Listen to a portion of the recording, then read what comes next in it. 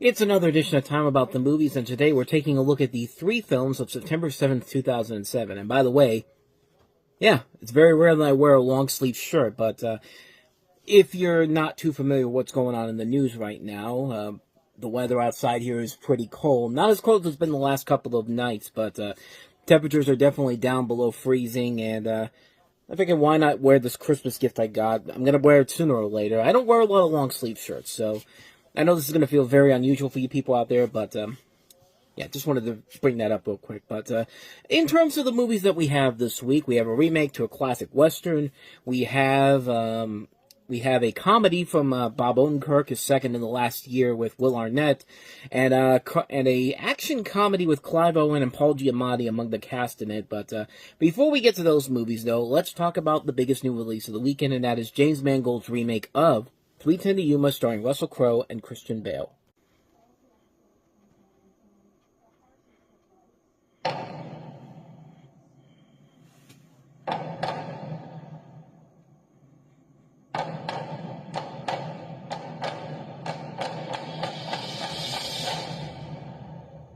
It's probably cheaper just to let me rob the damn thing. See which way you rode, Evan? Lightly, we're headed to Bisbee. Hands up. 22 robberies, over $400,000 in losses. Y'all notice he didn't mention any of the lives I've taken. We will have Ben Wade convicted and hanged, and we will pay to make it happen. I'll come. So, boys, where are we headed? Taking to the 3:10 to Yuma day after tomorrow. Should have told him that. Relax, friend. Now if we get separated, I know where to meet up. He's a killer, Daniel. There's someone I have the decency to bring him to justice. I want to come with you. Well, you can. What are you doing out here, Dan? You got a family to protect. Don't talk to me like you know me, Wade. We ain't friends. I told you to stay home. I left home. You turn around right now. Your boy ain't protecting you. He's following me. You see one more word, I'll cut your tail right here. I like this side of you, Dan. You're so sure that your crew's coming to get you? You're lost without him. Like a pack of dogs without a master. Where'd you take him? I don't know. Get me out of here! Sure as God's vengeance, they're coming. Coming this way, I've seen him. There's gonna be 30, 40 more guns out there now. Boss, you in there? Sorry, mister, but I'm not gonna die here today. It's just you left, Dan. Just you and your boy. This town's gonna burn! Call him off. Why should I? Because you're not all bad. Yes, I am. And just remember, it's your old man. Walk Ben Wade to that station when nobody else would.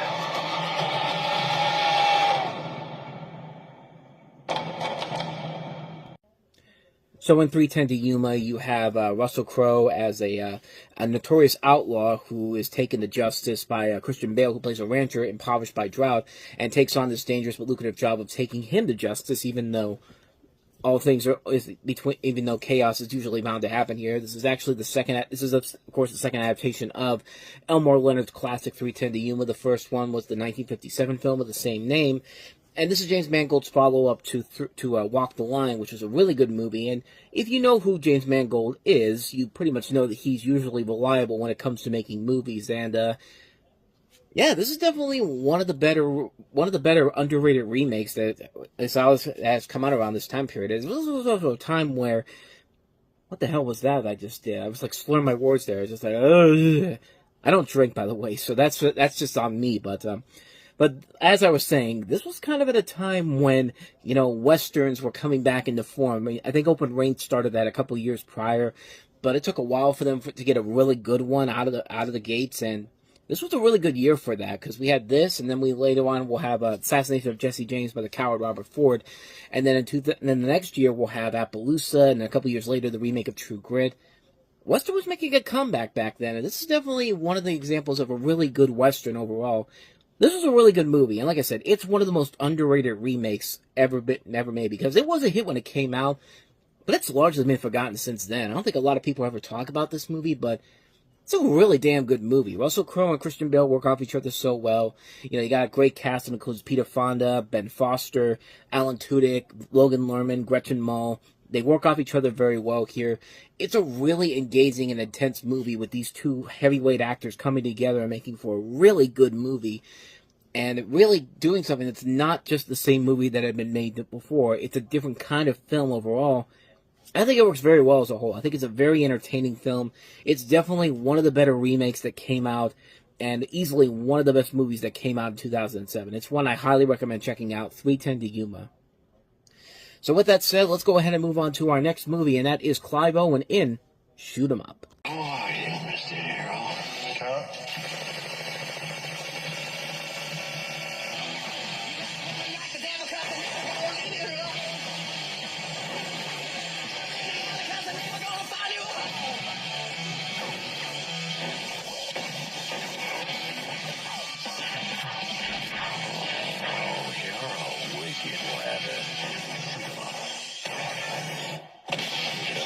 September 7th.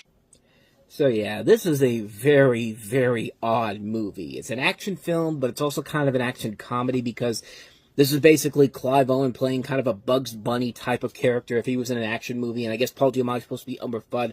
I mean, you hear lines in the trailer, in that commercial there, that are literally lines that the Looney Tunes, that Bugs and Elmer would say to each other. Like in the movie, you know, but there's even a scene where Clive Owen literally tells Paul Giamatti, "What's up, Doc?" And Paul Giamatti's just like, "Oh, you wascally wabbit." Like, but in the film, you have a Smith played by Clive Owen, who's a drifter and a former Black Ops soldier who rescues a newborn from being killed by an assassin, played by Paul Giamatti and his henchmen, and he enlists the help of a prostitute played by Monica Bellucci to help keep the baby safe as he unravels the conspiracy. And it's a very weird movie. It's one of the odder movies I've ever seen, because when I saw this movie in the theater when it came out, and I thought it was just okay. I thought it was an overall enjoyable film when it came out. I had not seen it since then. It's been almost 20 years since I've seen this movie, and I'll say this, it is definitely not held up well. There's some stuff in here that does work, but yeah, it's definitely not the great film that I thought it was back then. It's definitely a very cluttered film that doesn't really know exactly what type of angle it wants to go with here. Does it want to play more on the comedic aspects? Does it want to be just a straight-up action movie? So much stuff happens in this movie that makes no sense whatsoever. There's a part where, you know, this lady, Clive Owen's character leaves the baby in a park and hopes that somebody will take the baby, but every time they do that, somebody gets killed as they do it. I think, is it just like, it really doesn't know exactly what type of a movie it wants to be. Like, it just keeps going in these different angles of whether or not it wants to be a comedy or a straight-up action movie or a straight-up action comedy. It can't tell which one is which, and I think it really struggles to find the right angle to make for a really entertaining film as a whole, and it really is just all over the place. It's a film that just has so much going for it, whether it's good or bad, but it just feels so off on a number of different areas, and I don't know, I really didn't find a whole lot to really gain from it when I watched it again. I mean, like I said, I liked it back when I saw it in theaters in 2007, but 20 years later, I think there's a lot of stuff in it that doesn't really hold up all that well. The action's not that great. Their attempts at comedy is very hit and miss, and I don't know, like Paul Giamatti, I think, is only the one that's really carrying the load here and making something fun out of it, but Clive Owen and Monica Bellucci, I think, are trying a little bit too hard to keep this together, and yeah, it's a film that definitely has not held up well in the 20 years since I've seen it. It's a film that I think was better back when I saw it, but it has definitely not held up well over time, unfortunately. And if you want to talk about movies that have really not held up well over time, let's talk about our last movie, and that is Bob Odenkirk's second film in the year that he directed, and that is The Brother Solomon, this time starring Will Arnett, and along with him is Will Forte.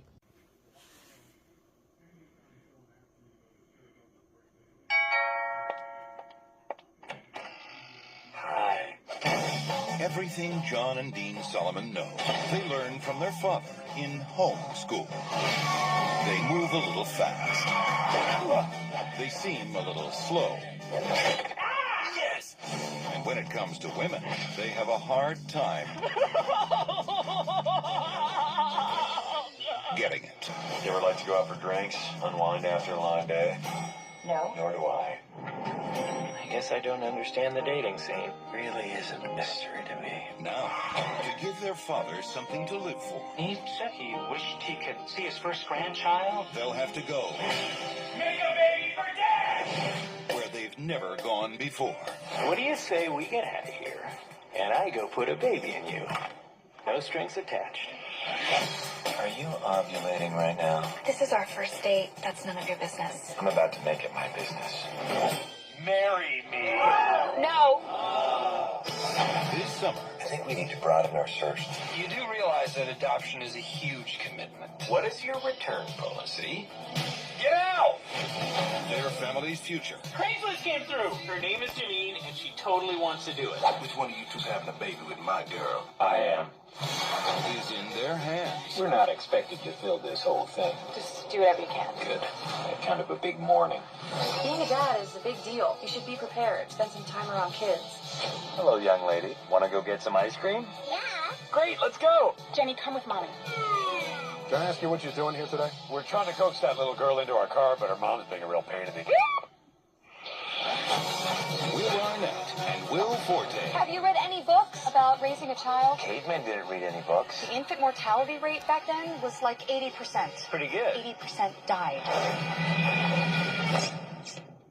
I went the other way with it. The brothers Solomon. That's the eye right there. Should we be concerned that we only saw one eye? I'm sure the other eye is fine. So there's at least a small chance we're dealing with a Cyclops. Saul Goodman, what the fuck are you doing? Like, Let's Go to Prison was a bad movie, but at least there was at least an idea of what they were trying to do in that movie. There were some funny moments in here, but this, oh my god, this is even worse than that. And I would say it's his fault as for directing this and writing this, but he didn't write this. This was Will Forte that wrote this, and Will Forte too. It's just like, how did you make this movie so unbearable on so many levels? Like, that trailer gives you every indication of why this movie has not held up well over time. Even back then, it didn't hold up well. But as you can see in this movie, Will Arnett and Will Forte are the brothers Solomon, and they set to find romantic partners so they can give their comatose father a grandchild. He was played by Lee Majors, and they find a donor in Kristen Wiig, and also her father, played by Chi McBride. You see Malin Ackerman there, you see Jenna Fisher, you see Casey Wilson. So there's a lot of talent here, and the end result is just such a disastrous mess of a movie that, like, nothing about these characters are likable in this movie. Will Arnett and Will Forte, like, you see it. Like, they come off as, like, entirely creeps in this movie. They're like the comedic version of the Menendez brothers, except unlike what they're doing now with the Menendez brothers. Nobody wants to bang them. Nobody wants to, these are the type of brothers that would bang themselves in that type of a storyline here. Like, they would be in the next season of Monsters, and Ryan Murphy would have no trouble at all trying to form this incestuous relationship between these two brothers. That's how creepy these two are. And this is supposed to be meant as a lighthearted comedy, and it is anything but that, man. This movie is an abysmal mess of a movie that just fails right from the get-go. It's a movie that just does not hold up well over time, and in fact, it's gotten even more disturbing and more creepier as time has gone on. I have no idea what the hell these people were thinking when they made this movie. Everyone involved in this film, like, it's hard to believe this comes from a guy that has such a brilliant mind, and Bob Odenkirk. I mean, the stuff he did with Mr. Show, like the stuff he did with Conan O'Brien, the stuff he's now done with, Better Call Saul and Breaking Bad. Like, this is what Bob Odenkirk's one of those great actors, great entertainers we have out there right now. And he was behind this movie. Like, Will Forte can be very funny, and he's behind this movie. I mean, Will Arnett has been on a lot of great stuff. He's behind this movie. Chi McBride, Kristen Wiig, Malin Ackerman, Jenna Fisher, Lee Majors, all have done great stuff in the past and present. They had their names attached to this. They saw this and said, no, we're willing to do this. And it's just, nothing about this movie just is funny. Nothing about this movie is funny. It's creepy. It's creepy and not the way they intended. Like, there's nothing funny about this movie whatsoever. There's nothing inventive about this movie whatsoever. And just, I'm getting disgusted just thinking about this movie again. Like, this is a terrible movie, and one you should definitely avoid. Like, if you're forced to watch one of these two movies that Bob Odenkirk directed, easily say, watch Let's Go to Prison. And even that movie's not bad, but that one at least has some funny moments in it. That one's at least trying. This is not trying at all. This is obnoxious. This is crude. This is unfunny in every single level. Avoid this movie like the plague. This is one of the worst comedies you will ever see in your entire life. And it is definitely not held up well over time at all. Like, it hasn't not gotten funnier. It's gotten even creepier. It's gotten even stupider. It's such a disastrous mess of a movie. Avoid this movie like the plague. What are you wearing? Green scrubs tied to the waist. Very sexy V-neck.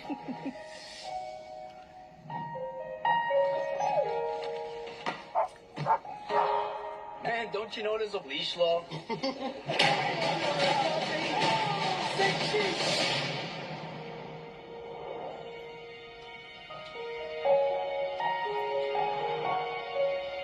We were gone for 3 weeks. We had to let him go. I want to see him again. He's gone. I want to see him again. He's gone, honey.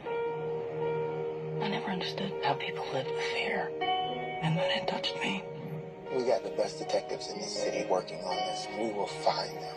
Please be a little bit patient and have a seat over there. An officer will be down shortly to help you. We're on your side.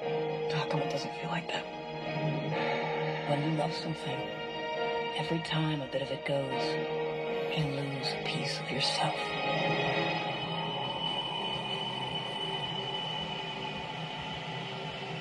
This is so easy, man.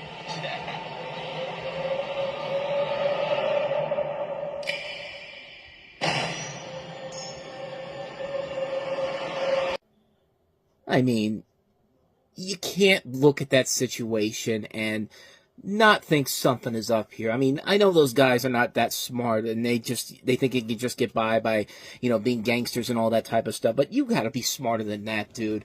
In fact, there's so many times in this movie where people just need to be smarter than they actually are. Even the people that you feel for, like Naveen Andrews, like, you should know better than to throw that ball into this deep, dark tunnel. That's like going in the middle of a bad alleyway in downtown. I mean, that's something that you should have thought of. You should have thought first of here. But this is The Brave One. This is Jodie Foster, starring as a New York City radio host whose fiancé, played by Naveen Andrews from Lost, is beaten to death by criminals. Terrified for her safety, she buys a pistol and undergoes a personality transformation, becoming a vigilante. You have a detective, played by Terrence Howard, who investigates the vigilante shootings, which leads him closer and closer to Bane. And of course, she's cleaning up the streets her own way. And yeah, if I'm going to compare which movie that's based on Death Wish is the better film, this is definitely the better film. But like I said, it definitely has a lot of flaws to it, specifically with the characters, and just the fact that they just do stupid stuff for the sake of doing stupid stuff. Even the people you want to get behind, like, they do incredibly stupid things in this movie that make no sense whatsoever. But, yeah, but at the same time, kind of like what Death Sentence didn't do, it works because you have a really good actress in Jodie Foster, who usually will never put in a really bad performance, even in a bad movie. Like, she'll give it her all. She'll give 110%, and she definitely really does deliver a strong performance in this movie. And you do want to get behind her because of all the stuff that's been going on in this movie. But at the same time, like, as I said before, it's the fact that everybody in this movie does something really, really stupid. And it's just kind of like, you should know better than this. Even if the movie is trying to make you think like, these guys are not that smart, they've got to be at least somewhat smart to know that this weird situation where you have this one woman in the middle of a subway by herself, there's nothing fishy about this at all. Like, I mean, I don't know. That's just my personal feeling on it per se. And, I don't go into we don't have any subways that I usually go into around here. There is one in downtown Pittsburgh, but, I don't usually take that anywhere, but you can usually take the subway to get to the Acrisure Stadium and the live casino if you want to. But yeah, I've never been on a subway before, so I wouldn't know by personal experiences. But other than that, though, yeah, there's a lot of things that's wrong with the movie. Overall, I did like it. But at the same time, there are those moments where people are doing way too stupid things for the sake of the script. This is directed by Neil Jordan, and Neil Jordan's made a lot of really good movies. The Crying Game, of course, and this was a film where, as much as I want to give it more credit, it's those moments where people are acting way too stupid for their own good. that really kind of pushes me back from saying that you should definitely check this movie out. But I mean, overall, I think it's fine. If you want to see a really good Jodie Foster performance where she plays kind of a Charlie Bronson type of character here, I think this definitely is fine for what it is. If you watch it one time, I think it's fine for what it is. But if on multiple screenings of it, yeah, I wouldn't go for multiple screenings of it per se. So that's a great one. So let's go ahead and move on to our next movie here, and that is Mr. Woodcock. The #1 comedy in America has one name. Woodcock? Woodcock. Pollo Madera. This weekend. You actually think you're tougher than me? Anytime, any place. Feel the love. Can't take this anymore. And take a laugh. Take a lap. Take a lap. Captain Montana, Watson. Helena? Who cares? Take a lap. To see Mr. Woodcock. Rated PG-13. Now playing only in theater. Honestly, I think this is actually the first movie that I've talked about on this particular show that has a trailer that literally is like the #1 comedy in America. But yeah, this thing wasn't that big of a hit. It made only about, $9 million on its opening weekend. But yeah, that's not something to be very proud of. It's to be like, this is the #1 comedy in America on a weekend when your other comedy choices were The Brother Solomon, Daddy Day Camp, and Bratz. Yeah. I think that's not really a whole lot to really be that proud of, but you have Seann William Scott, who plays John Farley, who has, his youth was very frustrating, even trauma. Like many of his school kids in his Nebraska small-town home, was the constant abuse and humiliation in sadistic Jasper Woodcock's gym class, the Woodcock being played by Billy Bob Thornton. After college, doting son John becomes a motivational best-selling author and returns during a book signing tour to receive the backwater's highest honor. To John's horror, his devoted mother, Beverly, played by Susan Sarandon, announces her plans to marry the hated coach, and he's to be celebrated on the same event as John. Only ridiculous fatso Niederman and his strange brother try to help Farley stop Woodcock, but that keeps backfiring. This is a movie that is so terrible that everybody involved with it has said that they dislike working on the film. William Scott has said that, Billy Bob Thornton, even the director, which is Craig Gillespie, who, I couldn't believe it, but this was actually his first film as a director, and this was also a film where, this was a year where he had 2 movies come out, and then after this, he's been putting out just bullseyes after that. I mean, he did Lars and the Real Girl, which we'll get to in a couple months' time, Fright Night, which is a pretty damn good remake of the 85 movie, $1 Million Arm, which is a pretty good Disney sports drama with John Hamm at the forefront of that. The Finest Hours, which I think is a really good period film. I, Tonya, great movie with Margot Robbie. Cruella, probably one of the better Disney live-action remakes. And he just did recently Dumb Money, which I thought was a very good movie that a lot of people didn't get to see. And he's currently working on Supergirl, Woman of Tomorrow for Warner Brothers. And it's hard to believe that this is the first movie he did as a director, and it's this film, like a film that he and William Scott and Billy Bob Thornton all said, yeah, we're not proud of this movie per se. And it's just gotten to the point where, you look at Billy Bob Thornton in this movie, and it's just another one of those movies where he's just regurgitating the bad Santa role. This was that time when he was playing that character multiple times, but there were times when he played it very well, like as Buttermaker in the Bad News Bears remake. That was good. This is a movie that is literally existing on the fact that this guy was, bad Santa. We got to make a movie where he's the forefront of it. And, Stifler from American Pie, he's the good guy now. And, you've got all this talent here. I mean, Ethan Suplee is in here from My Name is Earl. Amy Poehler, in one of her first movie roles. Melissa Leo. Melissa Sage Miller. Tyra Banks appears in the movie, too.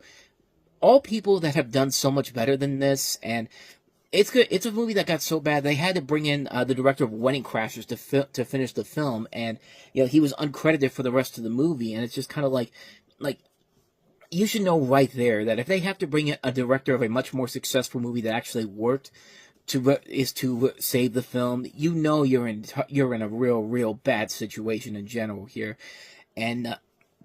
Excuse me, and yeah, they were talking about, Seann William Scott and Billy Bob Thornton were actually talking about how they thought this movie was going to end their careers. Like Seann William Scott was saying that on the Opie and Anthony show back in 2009. There's a quote here that says, "There's nothing worse than going to a movie set knowing that the film could end my career." And I mean, that should tell you everything you need to know. But because Seann William Scott has been good in a lot of stuff. I mean, he did star in a comedy that's very similar to Bad Santa, that went straight to DVD. I think it was Balls Out Gary the Tennis Coach, which is actually a really funny movie. And I've seen him on Lethal Weapon. He's pretty good on that. He's just on Shifting Gears right now on ABC, which is actually a pretty good show overall. If you grew up with stuff from Tim Allen, like Last Man Standing and Home Improvement, of course. But as far as this movie goes, this movie is just a cluttered mess all across the board. Wasting a lot of really good talent here on stupid comedy that's not clever whatsoever. Characters who are basically typecast as characters that made them popular in the first place. I mean, this is a film that is just so bad and badly put together. There is no reason to gloat about the fact that this was the #1 comedy in America, because, because this is basically saying that this is what America thinks good comedy is, and no, it's not. But so that's a movie that's supposed to be funny that's not funny. Here's a movie that's not supposed to be funny, but is unintentionally funny, and that is Dragon Wars. Prophecy speaks of the dragon's return. One good, one evil. This Friday, our world will be their battlefield. And our only hope. I need to know exactly what we're up against. To end their battle. Oh my God! We're going down! Dragon Wars, rated PG-13, starts Friday. See what I mean when I said this is an unintentionally funny movie? Because, good lord, those effects look absolutely terrible. I couldn't believe that they tried to push this so hard back in the day. Like, you know, back online when you were going to these different websites and you would see these ads for this movie, I thought it was a joke, and I think a lot of people thought it was a joke, but no. They actually thought they had something that was so important that they had to release this wide like this. This was actually the first Korean production in nearly 3 decades to receive a wide theatrical release in the U.S. This film? Really? Anyway, this is Dragon Wars, and it's based off the Korean legend, unknown creatures will return and devastate the planet. Reporter Ethan Kendrick, played by Jason Behr, which that should tell you everything you need to know if he's the biggest star in your movie, is called to investigate the matter. Excuse me, I had a cough there for a second. I didn't record it, but is called in to investigate the matter, and he arrives at the conclusion that a girl stricken with a mysterious illness named Sarah is supposed to help him. The Emoji makes its way to Los Angeles, wreaking havoc and destruction. With the entire city under arms, will Ethan and Sarah make it in time to save the people of Los Angeles? Oh, the people that you physically put in there to replace the Korean actors from the original film.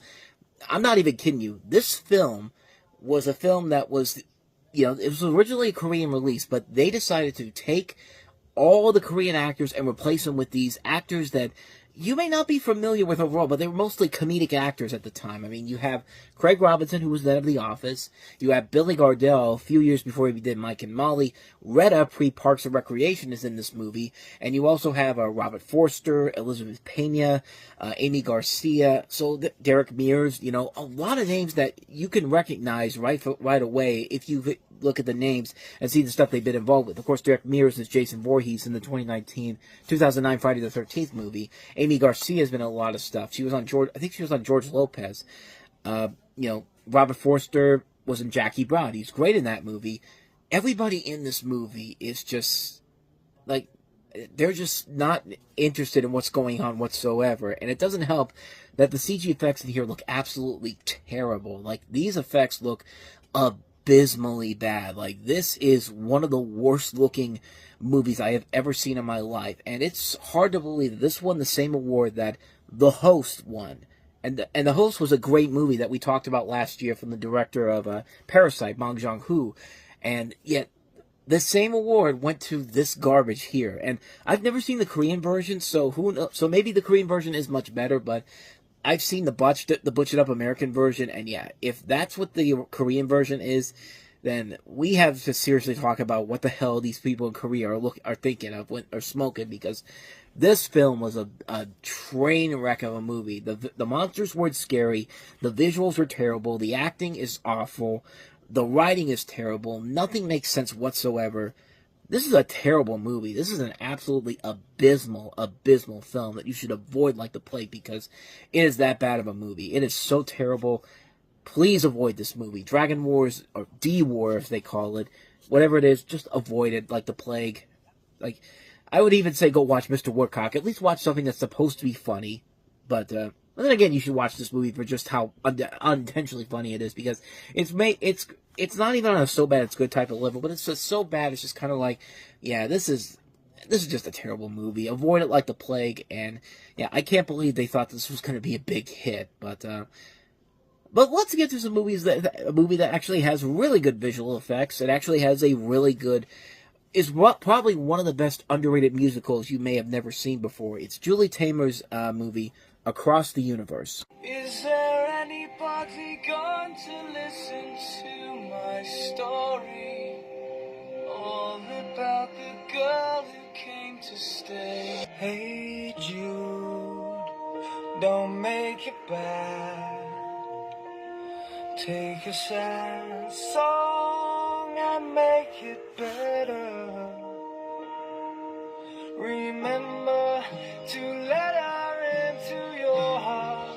Music's the only thing that makes sense anymore, man. You can stop. Play it loud enough. Keeps the demons at bay. Better, better, better, better, better, better.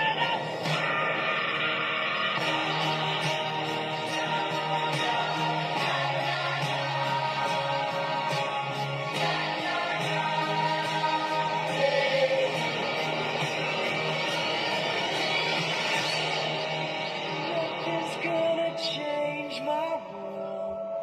Nothing's gonna change my world. So, I mean, if you haven't gotten the idea yet, Across the Universe is basically an original musical that uses the Beatles music as part of the story around it. And it's a fictional love story set in the 1960s amid the turbulent years of anti-war protest, the struggle for free speech and civil rights, mind exploration, and rock and roll, which many of those issues are still very much topical today, 60 years later. But at once gritty, whimsical, and highly theatrical, the story moves from high schools and universities in Massachusetts, Princeton, and Ohio to the Lower East Side of Manhattan, the Detroit riots, Vietnam, and the dockyards of Liverpool. A combination of live action and animation, the film is paired with many songs by the Beatles that define the time. And, yeah, it's hard to believe that this was a time that they were really pushing Jim Sturgis to be the next big thing. I mean, he had a couple movies around this time, and the guy was actually a pretty good actor, and I don't know what he's done lately. I'm trying to think of what he did most recently that I might be familiar with. I mean, not really much that I see here. I think the most notable movie I see him in from his recent years was, of all things, Geostorm, that terrible Gerard Butler movie done by not directed by Roland Emmerich, but produced by him. But yeah, there was a time when they were really setting this guy up to be the next big thing, and it wasn't for lack of him not being that good of an actor. They just really he was in some good stuff, and then all of a sudden he just kind of disappeared out of the blue. Of course, Evan Rachel Wood's been around for a long time. You also have cameos by people like Bono, Eddie Izzard, Joe Cocker. You got Selma Hayek as playing all these various nurses. And the film is really, really damn good. I mean, I really like this movie a lot.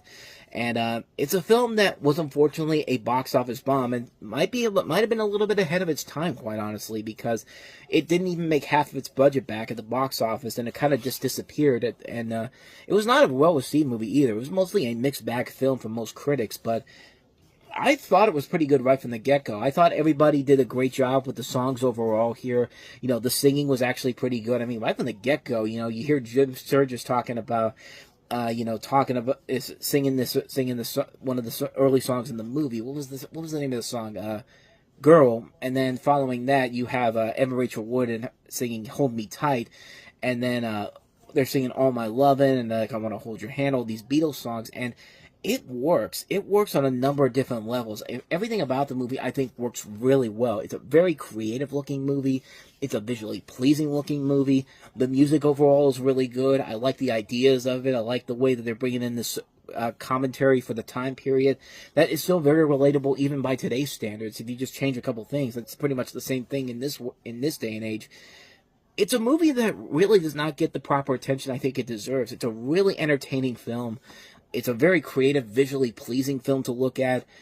It's a really damn good movie, man. It's one I definitely highly recommend checking out. It's a film that I really enjoyed back in the day, and I just like it more and more every time I see it. I'm almost one of the few people that really defended it from the beginning, but now I stand behind it completely. It's a great movie that definitely deserves to be seen across the universe. Definitely check that movie out. I highly recommend it. It is definitely well worth a watch. So with that said, let's go ahead and move on to our next movie, and that is David Cronenberg's latest film with Regal and Mortensen reuniting for the first time since A History of Violence. We have Eastern Promises. You want to go for a drink? Everything's closed. If things are closed, you just open them up. He was a dangerous man with a hidden life. I'm just a driver. I go left, I go right, I go straight ahead. That she couldn't resist. I need to know who you are. But now, How can you keep doing what you're doing? he'll be forced to choose between her Don't look at her anymore. and his loyalty to a criminal empire. This is bad for us. From David Cronenberg, the acclaimed director of A History of Violence, Eastern Promises, rated R. Select cities September 14th, everywhere September 21st. So in Eastern Promises, you have the story of Anna, played by Naomi Watts, who's a Russian-British midwife who delivers the baby of a drug-addicted 14-year-old trafficked Ukrainian girl who dies in childbirth. And after Anna learns that the teen was forced into prostitution by the Russian mafia in London, the leader of the Russian gangsters, played by Armin Mueller-Stahl, threatens the baby's life, and Anna is warned off by his menacing henchman, Viggo Mortensen. So, kind of like how we had two movies similar to Death Wish, we have two movies that are pretty much alike in the last 2 weeks with this and Shoot 'Em Up, except Shoot 'Em Up was supposed to be funny, I guess, and then this is supposed to be very serious, but this is David Cronenberg's latest film, first film with him and Viggo Mortensen since History of Violence, and it's a really good movie. It's a really engaging movie that, tackles the subject matters of, sex trafficking and, shows off the Russian mafia and all that stuff and has some really, really cool action sequences in this movie. There's a great scene where Viggo Mortensen is going after these guys in a sauna, completely naked, and it's just one of the most insane bits of action you'll ever see. And it's intense. It's the most intense action sequence you've seen in a long, long time. And it's an engaging movie. Mortensen, I think, works very well here. Vincent Cassel is also in the movie, too. He's really good. Naomi Watts is really good here. It's not afraid to go dark when it needs to. It's an intense film. It's a really engaging film. And it shows what the best of David Cronenberg can really be, when he's not being completely pretentious like his most recent works have been. But, yeah, this is a really entertaining film, a really good film that I highly recommend checking out. A really good film. If you like A History of Violence, you're definitely going to love Eastern Promises. It's a really intense film. It's not afraid to take chances, and it seals the deal on every single front. So I highly recommend Eastern Promises. Now, with that said, let's go ahead and move on to our last movie that we have here, and that's Paul Haggis's follow-up to Crash, that is In the Valley of Ella. Your son's in Iraq. Your son was in Iraq. Experience the movie Roger Ebert gives 4 stars, a masterful film. It's powerful and incredibly gripping. From the director of Academy Award-winning Crash, In the Valley of Ella. Rated R. Now playing. I'm sorry, In the Valley of Ella. Ella. It's pretty much the same. It's pretty much spelled the same way. But in this movie, you have Tommy Lee Jones, Charlize Theron, and Susan Sarandon, her second movie of the weekend. And in this film, it's based off of the actual events of this article that was based off of Mark Boal's Death and Dishonor. Mark Boal, of course, would later go on to write the script for The Hurt Locker, which is a really good film. It was an article about the murder case published in Playboy magazine in 2004, and it portrays a military father's search for his son, and after his body is found, subsequently hunts for the son's killers. It explores the themes including the Iraq War, abuse of prisoners, and PTSD, post-traumatic stress disorder. And, not quite as good as Crash is, even though I'm one of the few people that actually did really like Crash. I will say that, I've said it before that I think Brokeback Mountain probably should have won Best Picture that year over Crash, but I thought Crash was a pretty good movie overall, and this is definitely not as good as Crash, but it's still a decent film overall. It shows that Tommy Lee Jones can still be a really good actor. You got really good talents with Charlize Theron and Susan Sarandon. Frances Fisher is in here too. It's a very entertaining film. It's a really engaging storyline that you really do get behind. It's not afraid to go dark, kind of like with Eastern Promises. Not afraid to go dark when it needs to, and I think it's a very well-made film. Like I said, not as good as Paul Haggis's Crash overall, but I liked it. I thought it was okay, so that's my thoughts on In the Valley of Ella, just to be quick on that one.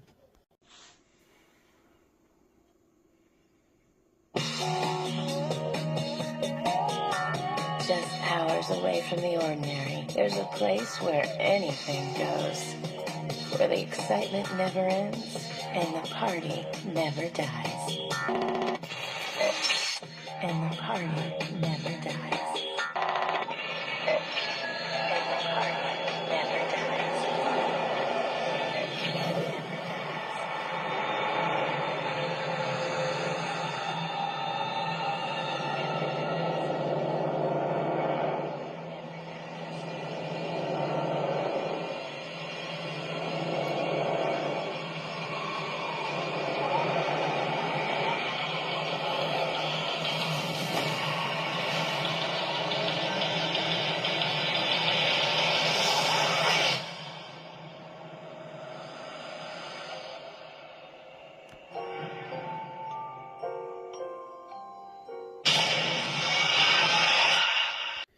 Yeah, pay no attention once again to the really cool teaser trailer, because as we saw with the last film, these movies are not really as good as the marketing is. And yeah, this is another one of those movies that, even though Paul W. S. Anderson's nowhere near this movie except for the script, his wife is still in the movie, so yeah, and he's still involved in it too, so it really doesn't matter if he's directing it or not. This is going to end up being bad. And once again, you have Milla Jovovich returning as Alice, who, along with a group of survivors from Raccoon City, attempt to travel across the Mojave Desert wilderness to Alaska and escape a zombie apocalypse. And once again, just like the other movies, they have somewhat of an idea of what the games are about, but once again, they fail miserably at giving you a really entertaining movie. And once again, with this film, they have nothing really to give you except for stuff you've seen before, done so many times, so much better in other movies.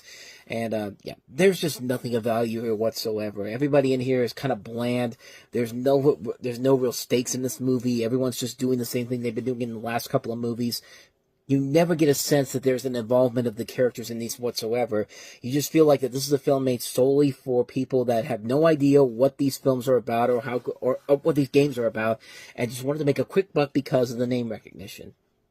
That's it. That's all this movie really is. It's just a cash grab sequel to two films that were somewhat successful before, and they come out on opening weekend, and then everyone goes to see it, and then no one sees it again afterwards. I mean, that's what these movies have basically become.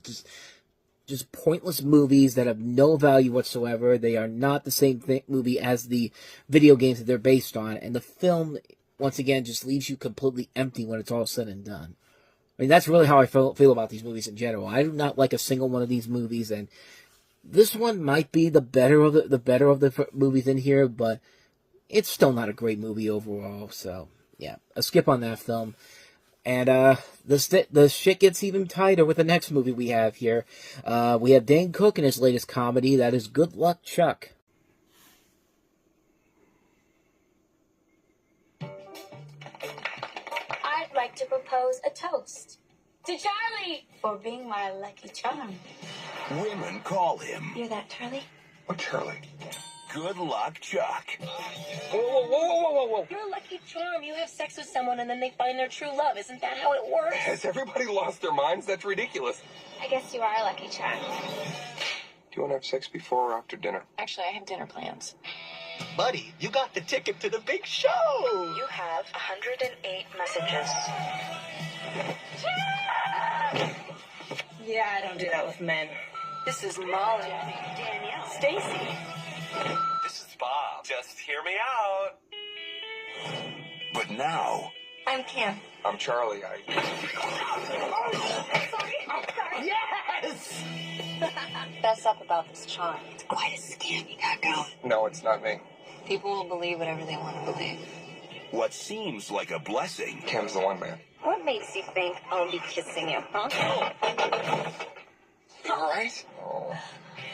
feels like a curse. If you sleep with her, she's gonna marry the next guy she dates. Hey, that's not true. I started calling all your exes. They're married. It's real. I really hate you. I gotta go. You look great. I had a good time. I gotta go. To get the girl of his dreams, Chuck will do anything. I've got to put the curse to the test. With anyone. Eleanor Skeppel. This chick ain't never getting married. I actually thought that maybe we could get physical. I'm gonna ride you till you die. True love. Now? Not now. Wait till I get this. Has never been so hard. Come over. I want to. I just don't think that we should. Does your phone receive pictures? Dane Cook, Jessica Alba. Good luck, Chuck. What's sex without love? Sex! It's still sex! You like that obnoxious, loud comedy? I hope you do, because that's the majority of the film. In fact, that is the entire film. Everything about this movie was... I mean, I'll be honest, when I saw it at first, I didn't hate it. I thought it was actually okay, but yeah, as time has gone on and I haven't seen this movie in so many years, I realized that, yeah, everybody was right when they first saw this. This is about as bad as it gets. But it does have a good premise to it. You have this guy named Chuck, played by Dane Cook, who's a dentist, and, you know, he has sex with all these women, and then they find their one true love after having sex because when they were teenagers, they were kids. This kid is, this one goth girl. They were like in a game of spin the bottle, 7 minutes in heaven, and because he refused to make out with her, she basically puts a hex on her, and, it essentially gives every person that he ever has sex with, a chance to find their true love with the next person that they meet.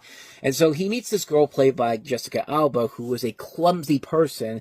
And that trailer doesn't tell you that. I mean, the trailer makes it feel like that she's doing this knowing that she knows what the curse is. But no, she's a klutz. Like, she's a professional klutz overall and tries to become her true love. And he knows that if he has sex with her, she's going to end up meeting he thinks she's going to end up meeting her one true love, and it's not going to be him. And there is a good idea here with this movie. There could be a lot done with this movie with a better director. If the Farrelly brothers were involved in this, I feel like they could have made a better movie. It's not like Dane Cook is bad in the movie. I mean, he's the one that's trying to push it together. And I mean, he's not terrible. It's just, the film itself is just loud and obnoxious and just cruel. I mean, this movie is just unbelievably bad on so many levels. You hate every single person in this movie. Dane Cook is the only one that comes out of this movie somewhat likable because he's stuck in this situation here. And he's stuck in this idea that he has no idea how to keep this one girl from moving on to somebody else.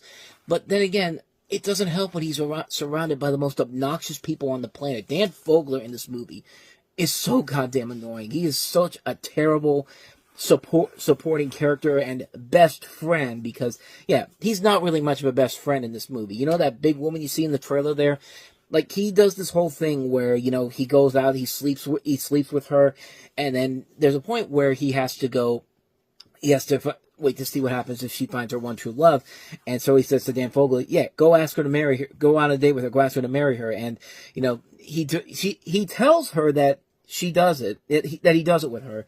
And then, Dane Cook thinks it's okay to have sex with Jessica Alba. And then he gets a phone call from him later that night saying, oh, by the way, I didn't do it. So I didn't do it. I never really did. I just did it so I could get you off my back. And it's just like, asshole.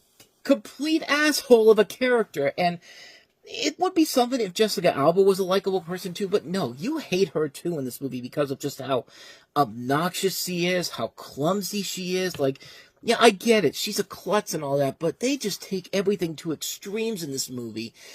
Everything that could be good about this movie is just thrown out the door because it's a film that is really just out there to be the most obnoxious, most loud, and over-the-top movie ever without being funny one bit. There's not one moment in this movie that I laughed at.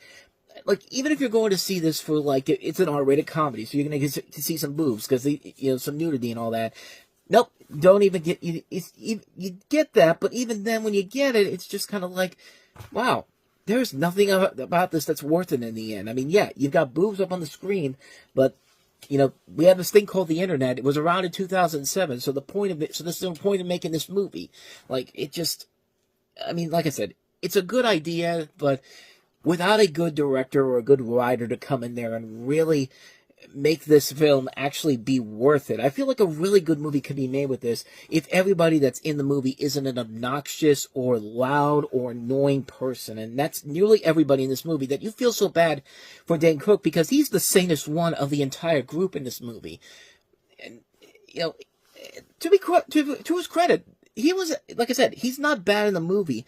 Like, he's the one thing that he comes out of this movie relatively unscathed because he's the one that's the least obnoxious compared to everybody else in the movie. And this was a really good year for him in terms of movies where he actually gets to show what he can do as an actor. Mr. Brooks is a good movie with him really showing what he can do.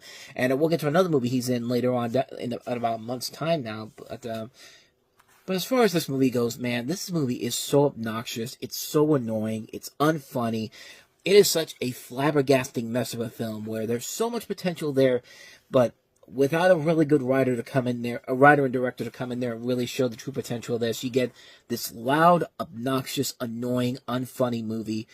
Avoid this movie like the plague. It is one of the worst comedies you'll ever see. So, with all of that said, let's go ahead and move on to our next movie, which is Amanda Bynes as Sydney White. Rachel is the campus queen. Hi, Sydney. Oh, hi. Sydney is just trying to fit in. You're new here? Is it the shoes? No, I love the shoes. They have nothing in common. We have a situation. Except him. That's how it always starts. I don't like him like that. Only a little. When his shirt's off. Sydney White must die a social death. Amanda Bynes is Sydney White. Rated PG-13. Starts September 21st. I mean, the bitch had it coming when she had that Baltimore Ravens shirt on. How dare you? But no, I'm just kidding. This is coming from a Steeler fan here, but as you can see from back there. But Sydney White, this is pretty much what you expect from a modern retelling of Snow White. It's a modern retelling of the story with a beautiful college freshman as she pledges her late mother's once dignified sorority. But after discovering that today's sisterhood is not what it used to be, Sydney finds her new home away with 7 outcasts. With the help of her socially challenged new friends, Sydney will take on the reigning campus queen to attempt to transform the school's misguided social bureaucracy. So, it's kind of a mix between Revenge of the Nerds and The House Bunny, except unlike those movies, which were actually really good and actually really funny and actually had a message behind it, the message in this movie gets so stuck behind the true potential of what this thing could really be. And, you know, kind of like with Good Luck Chuck, the idea is there for a good movie. I mean, a modern retelling of Snow White done with a college campus. I mean, the potential is there, and Amanda Bynes has proven time and time again how good of an actress she can really be. But in this movie, it really does feel like everybody's just phoning it in. Nobody's really giving it their all, and they know they have to stick with a certain rating on here, because this is a PG-13 rated movie. They can't go to the R-rated extremes that Revenge of the Nerds did, but at least you gotta go more deeper than that, man. This feels more like a PG movie than a PG-13 film. The House Bunny was PG-13, and that was more risque than this movie was. Nothing about this movie is really that great in here. The nerds in here aren't that funny. They're not that great either. Sarah Paxton playing the rival college girl is not a threat whatsoever. And like I said, Amanda Bynes feels like she's just phoning it in with this film in general. I mean, the possibilities are there for a good movie, but it just isn't here. And it's really, it really is a lackluster film that has so much potential to it with its plot and what they could do with a modern version of this, but it's just not there. It's a waste of your time. It's a film that is not clever or funny in any way, shape, or form. And it's a real disappointment because, like I said, there's a lot of good ideas in here that could be done. And unlike a good movie like Good Luck Chuck, you do want to get behind it because there are good ideas in here. And sometimes they do get a couple of little chuckles here and there, but not enough for me to say I should recommend this movie to people, unfortunately. Yeah, Sydney White, a good idea, just bad execution. Another one of those movies that has that same problem. So let's get to some good movies finally. We've had 3 stinkers, and of course we've got Oscar season coming up here. So let's get some really good movies here. Let's start with Sean Penn's latest film, Emile Hirsch in Into the Wild. Your great Alaskan adventure.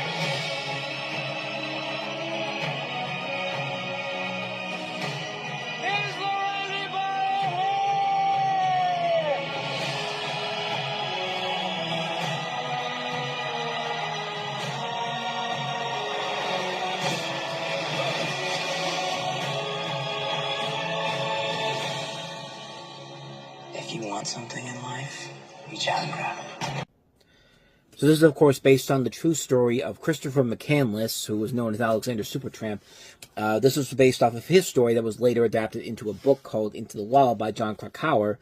And in the movie, it has Hirsch as McCandless, where he's a man who's hiking across North America into the Alaskan wilderness in the early 1990s. And he comes across all these different people, including Kristen Stewart, Vince Vaughn, Jenna Malone, Catherine Keener, Hal Holbrook, his mother and father played by Marcia Gay Harden and William Hurt. And unfortunately, this guy that this was based off of passed away in 1992. And this was the story of how he went on this journey all across the Alaskan wilderness. And it's a really damn good movie. It's probably Sean Penn's best overall movie as a director, because he wrote this, he directed this, and produced it. He's got such a great cast to work with here. Everybody plays their parts in this movie very well. And Emile Hirsch really does show his acting chops in this movie. This is a film where, it shows everybody that, hey, this kid who was in The Girl Next Door a couple of years ago actually can be a pretty good actor. And he really does command the screen overall. You feel the intensity of what he's doing. You get behind why he's doing this, even though people are telling him he's crazy for doing this. But it makes for a really good movie and a very entertaining film with a lot of good elements to it. A lot of great visuals. The Alaskan wilderness looks pretty impressive overall. You know, it's a really good character study on this guy in general. This guy who did this and how, you know, he regrets it, but at the same time he doesn't kind of regret it at times. And it's a really entertaining film. It's a really great film. One of the year's best movies, Into the Wild. Definitely check it out if you haven't seen it. I do recommend it a lot. It's one of the best movies of the year. So with that said, let's move on to our next movie, and that is the Jane Austen Book Club. Movie theaters now. The Jane Austen Book Club. 6 people will each be responsible for 1 book. All Jane Austen, all the time. This movie is a celebration, hails Roger Ebert. Sense and sexuality. The perfect date movie. A delight, a joy to watch. USA Today calls it entertaining and endearing. Smart and sexy. The Jane Austen Book Club, rated PG-13. Now playing in select cities, opens in movie theaters everywhere October 5th. So essentially the Joy Luck Club, except for white people. I mean, that's white women, I should say. It's pretty much that movie in general, where you have a book club formed specifically to discuss the 6 novels written by Jane Austen. And as they delve into Austen's literature, the book club members find themselves dealing with life experiences that parallel the themes of the books that they are reading. This is based off of a book of the same name by Karen Joy Fowler, and a pretty stacked cast, as you saw there. Maria Bello, Emily Blunt, Kathy Baker, Hugh Dancy, Amy Brenneman, Maggie Grace, Jimmy Smits, Mark Blucas, Lynn Redgrave, Nancy Travis is in here, Kevin Zegers, Parisa Fitzhenley. A lot of names in the movie in general. The concept overall is pretty interesting. You have these characters going through these different storylines that they're following from the specific books that they have. Like, there's segments that parallel, you know, Pride and Prejudice, Sense and Sensibility, Persuasion, Mansfield Park, Emma, you know, all these different stories in general here. It's a good concept, but not a great movie overall. I think the one thing that does carry it compared to some of the other movies we've talked about on here that have good ideas but not so great execution is that the cast overall really does give it their all in this movie, and they really are trying their best to get something going from this film in general, and they work off each other very well here. Everybody plays their parts to a T. The storylines I wish could have been a little bit more deeper than they actually are, but this is a film that's clearly going for the older women, for the older female audiences, the ones that would go to see movies like, you know, 80 for Brady or Palms like that. And if we're going on that front there, I would rather see see a movie like this than have to waste your time with terrible movies like 80 for Brady or Book Club or Palms. But overall, not a bad movie, but not a great one either. So that's the Jane Austen Book Club. So let's go ahead and move on to the last one we have here, and that is The Assassination of Jesse James by the coward Robert Ford. The reward is $50,000 for the capture of the James gang. I've been nobody all my life. I'm prepared for this. The story of the most notorious outlaw in American history. You want to be like me, or you want to be me? Will finally be told. You have something to confess. You spit it out now. The Assassination of Jesse James. Look for it on DVD and high definition. I pity the poor theater workers that had to go, whenever they had to put the marquee for the new movie, someone told them, yeah, we're going to get Assassination of Jesse James by the coward Robert Ford, so go ahead and start putting the title up there. And it's just like, you have to put those letters up there. Like, God help those people that had to do that, unfortunately. But hey, at least it was for a good movie overall, so there was that. This is based off of a novel of the same name by Ron Hansen, and it's basically the dramatization of the relationship between Jesse James and Robert Ford. Jesse James being played by Brad Pitt and Robert Ford being played by Casey Affleck. And it focuses on the events that lead up to the titular killing. And if a cast also includes Sam Shepard, Mary Louise Parker, Paul Schneider, Jeremy Renner, Zooey Deschanel, and Sam Rockwell. And it was a really good movie, and this is, like I said before, this was around that time when we were getting some really good westerns again. Like, these were westerns that, you know, for the longest time, I always thought the western was one of my least enjoyable genres. But, you know, after watching stuff like, you know, Unforgiven, Open Range, 310 to Yuma, True Grit, and now this, it's just like, maybe I like more westerns than I thought that I let on beforehand. Because, yeah, this is a really damn good movie. Highlighted by Brad Pitt and Casey Affleck in these two roles here. This was a really good year for Casey Affleck, too, because not too long after this, he would star in Gone Baby Gone, which is a great film overall. But here he's really working very well here. He has to work opposite a heavyweight in Brad Pitt And they're both working off each other so well. You buy their chemistry, you buy why they would work together, but at the same time, you buy why one of them would want the other out of the picture altogether. And it's a long movie. It is a film, I think, that's over 3 hours long, if I'm not mistaken. If not that, very close. 160 minutes, so close to it, 3 hours. But you're hooked in through the course of the movie. It's never boring. You do get so intense with. Let me rephrase this. You get so enthralled in what's going on here that, it's one of those movies where it knows it's doing its job well when you can't even tell you've been sitting there for 3 hours, and when the movie is over and you see it's been almost 3 hours after you first sat down, it's just like, wow, I can't believe that actually time went by that fast. It also helps you got a lot of good performances in here, a lot of good storylines. Roger Deakins with great cinematography, one of the great cinematographers of our time. Everything about the movie works really well. It's a very underrated Western that sadly did not get the proper appreciation when it came out. It was a decent hit with critics, but the box office was not as strong. But then again, it doesn't help when your whole title is literally a sentence, pretty much. Yeah, one ticket for the assassination of Jesse James by the coward Jingleheimer Schmidt, whatever. Like, I don't know, but personally, I think you could just say assassination of Jesse James, and then people would know what you're talking about. But I don't know, maybe I'm just thinking too much about it. But bottom line, the assassination of Jesse James by the coward Robert Ford is a great Western that is very underrated, and one you should definitely check out. It's easily the best film this director Andrew Dominik has done, because he also did Killing Them Softly, and more recently he did Blonde, which was a film that. It had its moments. I thought Ana de Armas was really good as Marilyn Monroe, but the rest of the movie itself is pretty lame in general. This film here, though, is easily the best thing this director has done, and it's one I do recommend checking out. If you like stuff like True Grit, Open Range, Appaloosa, 310 to Yuma, I think you can enjoy this one a lot, even despite its long running time. It's one I highly recommend. The Assassination of Jesse James by the coward Robert Ford.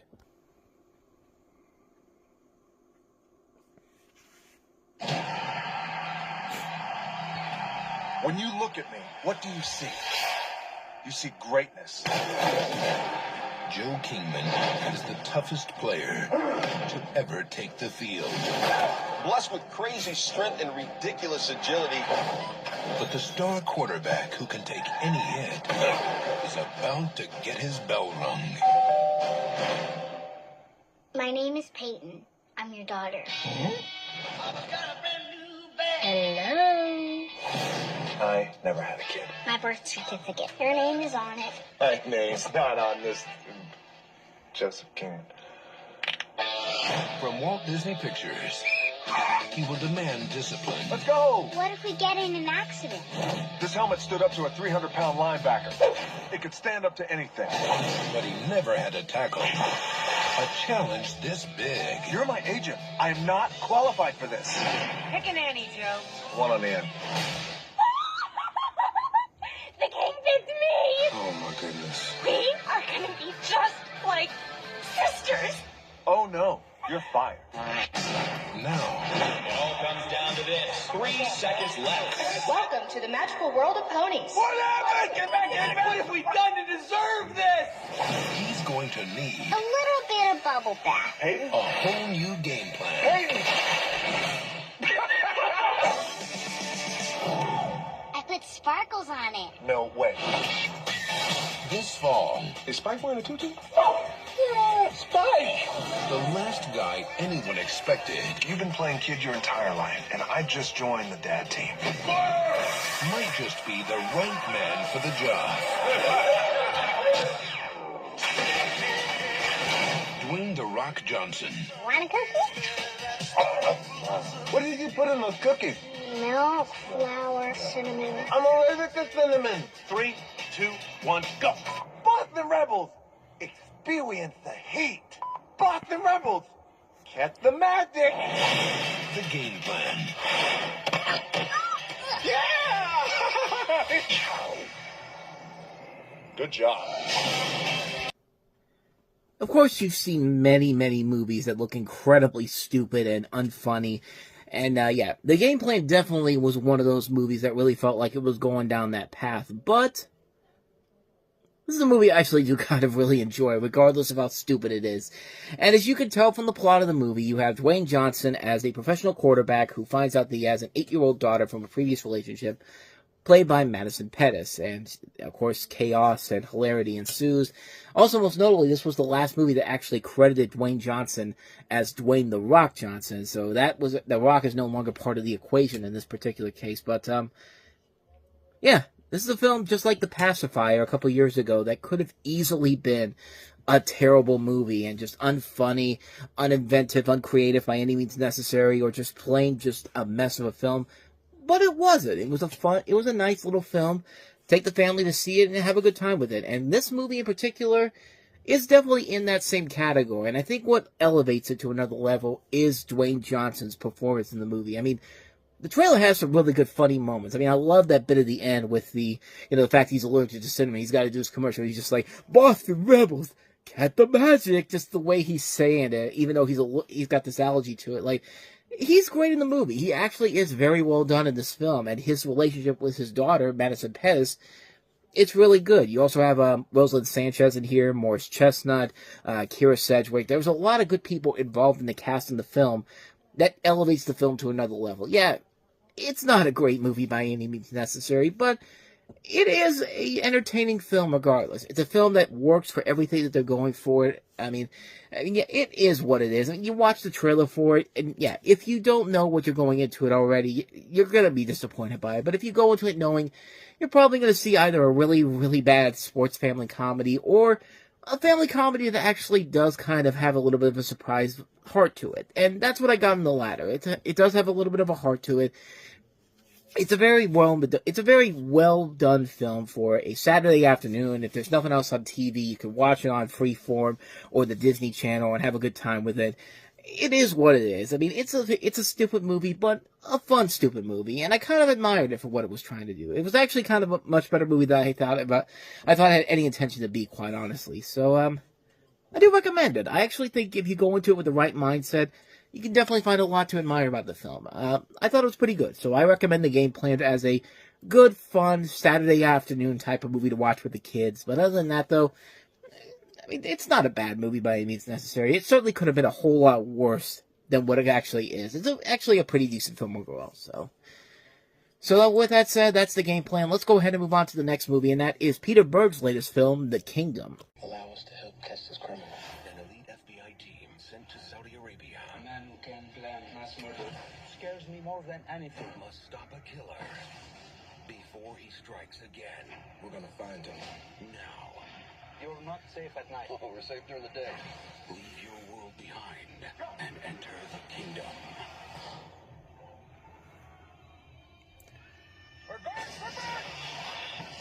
The kingdom. So in the kingdom, after a terrorist attack on an American household compound in Riyadh, Saudi Arabia, where families and FBI agent Francis Manor are murdered, FBI agent Ronald Fleury blackmails the Saudi Arabian consul to give 5 days of investigation in the location. He travels with an agent, Grant Sykes, Janet Mays, and Adam Leviat, to avenge their friend and try to find those responsible for the bombing.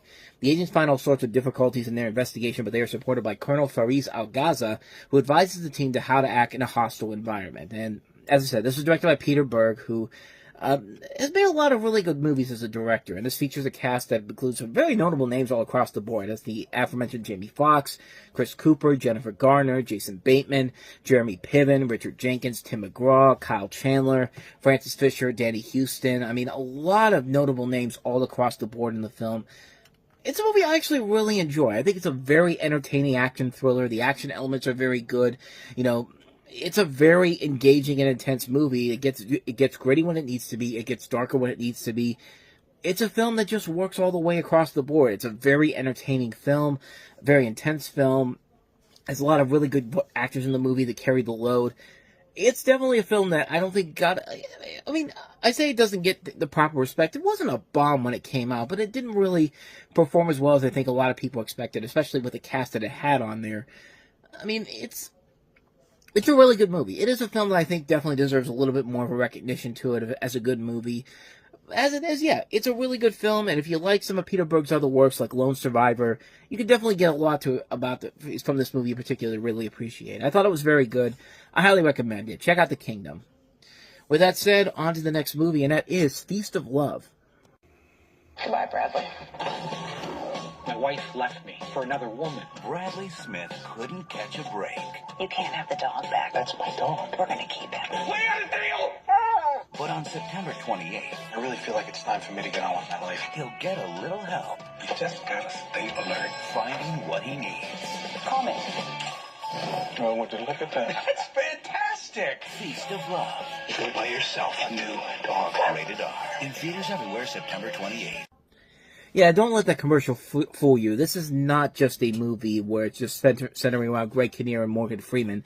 This is an anthology film, kind of, with the stories all kind of connecting together. But in the film, you have a group of friends living in suburban Oregon coming into contact with the sensual free spirit of Chloe, played by Alexa Davalos, who changes their outlook on life in the most unexpected of ways. You have a college professor and writer named Harry sitting quietly in the coffee shop of his tightly-knit Oregon community, and the local residents all around him are basically being swept up in the magical mischief of love.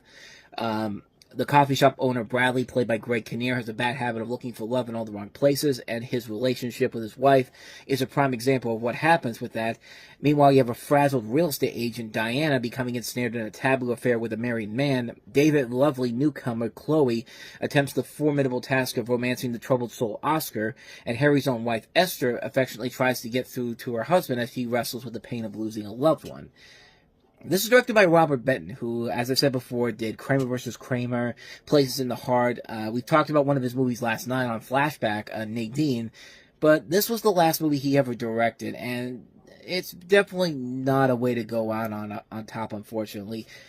There's a lot of good people in the cast of the film, you know, that aforementioned Morgan Freeman, Greg Kinnear, Rhoda Mitchell, Billy Burke, Selma Blair, Alex Davalos, Jane Alexander, Fred Ward, Stana Katic, Margot Martindale. There is a lot of really good talent in the film, but even so, the film in particular really just kind of falls apart at the seams pretty early on, and it just has no way of getting back around here. The way they try to connect all these stories together into this one story in general, it just doesn't work overall, and it just kind of hurts the ebb and flow of the film all across the board.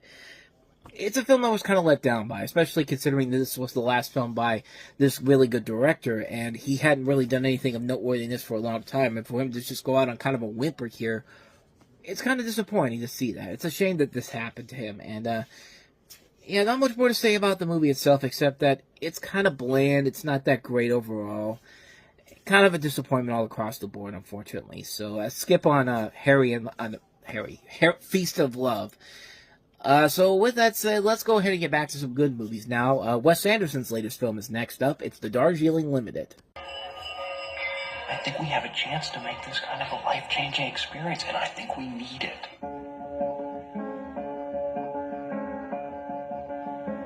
I want us to become brothers again like we used to be. You're the two most important people in the world to me. This is incredible! Why haven't we spoken in a year? Because we don't trust each other. Is that my belt?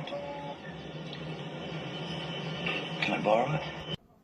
Another really good Wes Anderson movie that didn't get the best overall reception when it came out. It was a big hit with critics, but not as much of a hit with the general public compared to his other movies, The Royal Tenenbaums and The Life Aquatic, but it's another masterpiece of a movie by Wes Anderson, where you have Owen Wilson, Adrian Brody, and Jason Schwartzman as three estranged brothers who agreed to meet in India a year after their father's funeral for a spiritual journey aboard this luxury train. And you have these other characters played by Wally Wolodarski, Babette Schroeder, Angelica Houston.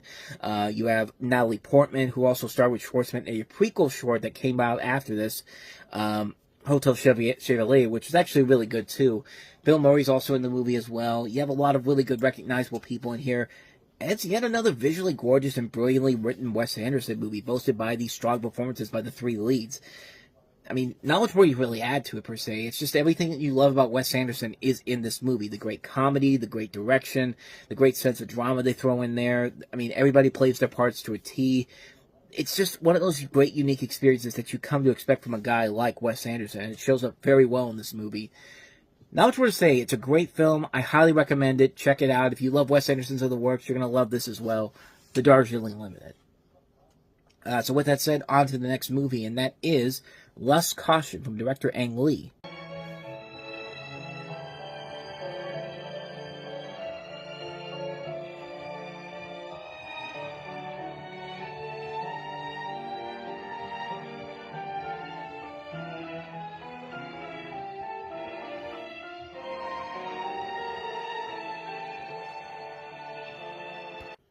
One of the few examples of an NC-17 movie being really, really successful, as this was the highest-grossing NC-17 rated film of all time, and it still has held that record ever since. And talk about a difference for Ang Lee going from Brokeback Mountain to this. This is based off of a book by Eileen Chang, and it's set in Hong Kong in 1938 and in Shanghai in 1942, where the city is occupied by the Imperial Japanese Army and ruled by the puppet government led by Wang Ji-wei. The film depicts a group of Chinese university students from the University of Hong Kong who plan to eliminate a high-ranking special agent and recruiter working for the puppet government by luring him into a honey trap. The film is generally accepted to be based on the historical event of Chinese spy Xing Pingru's failed attempt to assassinate the Japanese collaborator Ding Mun-kun. And you have a cast that includes Tony Langzhua and Tang Wei, and also Joan Chen, of course, is in the film. And for an NC-17 movie, it's a really good film. It's definitely a very good mix of an erotic thriller, a spy film, a romance, a mystery, a drama, all meshing together very well here, and you expect that from a director like Ang Lee. And even though there is a lot of erotic scenes and a lot of nudity in here, it's not the main focal point of the movie. You could still tell a really engaging story here without just being seen as a snuff film, like something like Showgirls was unfortunately tied to the NC-17 rating for it. But this is a film that does the rating well here. It has a very good story here. It's not afraid to go as deep as it needs to go to tell this story.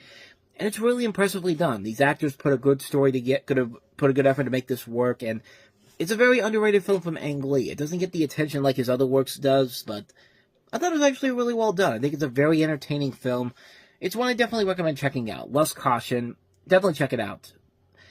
With that said, let's move on to the last film we have here, and it's Outsourced. Tom decided to restructure order fulfillment. Offshore the whole department. We need you in India. No way, no. I'm not going to India to train my own replacement. All you need to do is visit the call center and make sure the new guy's up to speed. Bro, what is that? Oh, that's just a cow. Must have wandered in. 1 minute. Basically, you people need to learn about America. Topical issue for back in the day, not really much today, but when the call center he manages in Seattle is outsourced to India, Todd travels there to train his replacement. Housed in a new building that looks like an above-ground bunker, the call center is staffed by willing novices whom Todd trains to sound American. One star of the staff is Asha, who teaches Todd that he should learn about India and proceeds to do just that. And I bet you're all wondering the exact same question that I had whenever this was made into a television show a couple years later. How the hell did this movie turn into whatever the hell this garbage was supposed to be? Charlie Davies, I run the call center for All-American Hunter. Looks like you got the B team, my friend. They probably don't know squat about America. What's the A team over there? They all work for the big boys like Intel and Apple. They've all been to the States. They've even studied all our different accents. No way. Hey, you. Come here. Yes? What is it? You know what grits are? Well, grits is just ground up corn. I tell you what, my mama used to make the best grits. All right. I'd be sitting on the front porch with my hound dog, Freedom, sipping on all right, some enough. Yeah, they took the small independent movie and tried to turn it into the next Office. So much so that they literally forced the show opposite The Office. They pushed back the season premiere of Parks and Recreation to try to give this show the best ratings it could. And the cast and crew tried so hard to save the show when nobody else gave a shit about it. This was a show that was poorly reviewed by everybody. Nobody wanted to watch the show. And at some point they realized that, okay, you win, America. We didn't know what the hell we were thinking, because that show is absolutely terrible and is a complete dismantling of what makes the movie work, because the movie is actually really good. It's a very engaging story that, like I said, was very topical for the day, where you have, somebody being forced out of a job, and it's because they're moving all these jobs to other countries, and so this company has to bring this guy into that company so they can teach him how to do his job in general. And it's not just that, and the great thing about this movie is that it's not just about that. There is more to it than just that story. There is the relationship between him and this girl that she finds working with in India, and it's a very good film. It's actually a really enjoyable movie that works because these two have great chemistry together. The jokes in here are very good. I mean, they're not just sitcom jokes like the terrible sitcom that came after it. Like, the worst thing that happened with this movie was that show, because it basically made people never want to watch the movie in general.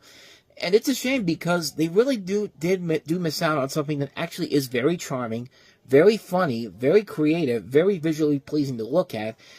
And it is such an enjoyable film. It's a really enjoyable movie that, hell, I didn't even want to watch it after I saw how bad the TV show was. But I gave it a chance, and I'm glad I did, because the film was actually really damn good. So, yeah, if you ever watched the original, that outsourced TV series and thought, wow, I never want to watch the movie, why not give the movie a shot? I mean, it's definitely a whole lot better than that show makes it out to be. It isn't just another rendition of The Office. It's more than that. It's a much deeper story. It has characters that you really do like, and it has jokes that are actually very funny, unlike anything that was on that terrible NBC show. So watch Outsource the movie. Avoid Outsource the TV series.